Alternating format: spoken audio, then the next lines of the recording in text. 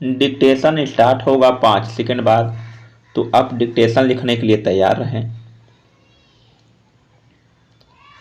Start.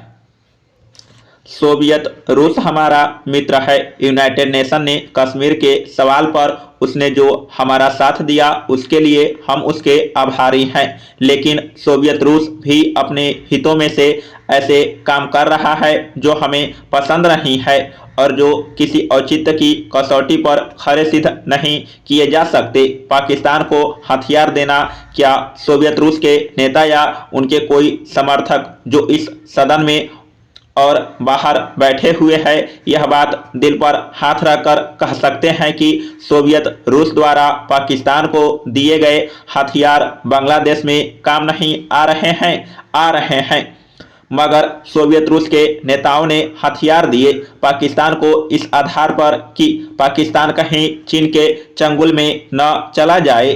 America Pakistan को हथियार देता था इस आधार पर कि कहीं पाकिस्तान रूस के चंगुल में न चला जाए। हर एक देश अपने स्वार्थ के अनुसार चल रहा है। हमारा भी कोई स्वार्थ है या नहीं? लोकतंत्र की दुहाई देने वाले सोवियत रूस ने चेकोस्लोवाकिया में फौज भेज दी। दुनिया में किसी ने उंगली नहीं उठाई। अमेरिकी वियतनाम में जो कुछ करना चाहते हैं कर रहा है। निंदा करने के अलावा उसके हाथ रोकने वाला कोई नहीं है। अगर स्वाधीनता के बाद हमने शक्ति की स्वाधीनता की होती, विदेश नीति को हमने अपनी औद्योगिक, अपनी सैनिक और अपनी सामाजिक शक्ति को बढ़ाने का साधन बनाया होता, अगर भारत के 50 करोड़ लोगों में हमने यह मनीषा जगाई होती कि या तो भारत महाराष्ट्र के रूप में जीवित रहेगा, महाराष्ट्र से मेरा मतलब महाराष्ट्र प्रदेश से नहीं है, महान राष्ट्र के रूप में जीवित रहेगा, नहीं तो तीसरे दर्जे की शक्ति बनकर दुनिया के किसी कोने में दुबका रहेगा। जो आज यह स्थिति न होती। माननीय सदस्य इस समय सदन में नहीं है। वे कहते हैं कि दुनिया के पास एटम बम है, इसका कोई असर नहीं हुआ। चीन की जनसंख्या इतनी ज्यादा है, इसका भी कोई परिणाम नहीं हुआ। किस बात का परिणाम हुआ है? सभापति जी, चीन की उपेक्षा नहीं की जा सकती। काश ये शब्द भारत के लिए भी कहे जा सकते कि करोड़ों लोगों का देश, प्राकृतिक साधनों से भरपूर धरती, एक भौगोलिक महत्व का स्थान, आज कोई भारत की उपेक्षा नहीं कर सकता। मगर मॉस्को जब चाहता है हमारी उपेक्षा कर देता है। हम दुनिया के नक्शे पर कहाँ हैं? सभापति जी, भारत एक स्वतंत्र विदेशी नीति पर चले यह आवश्यक है, लेकिन विदेश नीति लचीली होनी चाहिए, जड़ नहीं। भारत की विदेश नीति यथार्थवादी होनी चाहिए, कल्पना के लोक में विचरण करने वाली नहीं। 1962 में जब कम्युनिस्ट चीन ने हम पर हमला किया तो हमारी आंखें खुली और हमने शक्ति बटोरी और 1965 में उस शक्ति का थोड़ा प्रदर्शन भी किया। मगर श्री लाल बहादुर शास्त्री चले गए और देश फिर जड़ता की स्थिति में आ गया। आज हम इस स्थिति में नहीं हैं कि कोई प्रभावी कार्य कर सके।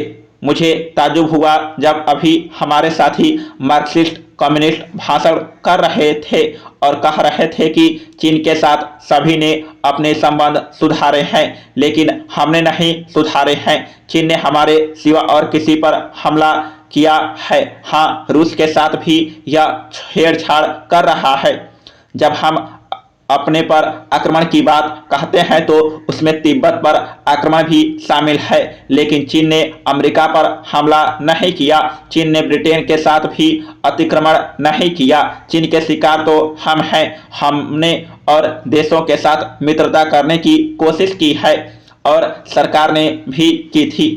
जब माओ त्से मुस्कुराए थे तो नई दिल्ली की कली थोड़ी सी खिलने लगी थी, मगर बाद में उस पर तुषारपात हो गया।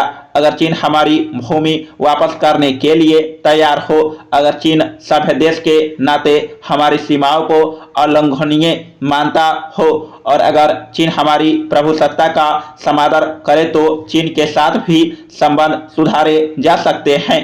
और मैं समझता हूं कि प्रेसिडेंट निक्सन और कम्युनिस्ट चीन के नेताओं की जो मुलाकात होने जा रही है उसमें भारत अगर कोई भूमिका निर्वाह कर सकता है तो वह भूमिका यही है कि हम इस मिलन को थोड़ा व्यापक बनाने का प्रयत्न करें। अभी कुछ अमेरिकी सेनेटर्स ने कहा है कि प्रेसिडेंट को सोवियत रूस भी जाना चाहिए। यह धारणा दूर करना आवश्यक है कि चीन, पाकिस्तान और अमेरिका का जो त्रिकोण बन रहा है इसका एक कोण हमारी छाती पर और दूसरा कोण सोवियत रूस की छाती पर होगा। इसे ध्यान में रखना होगा। समाप्त।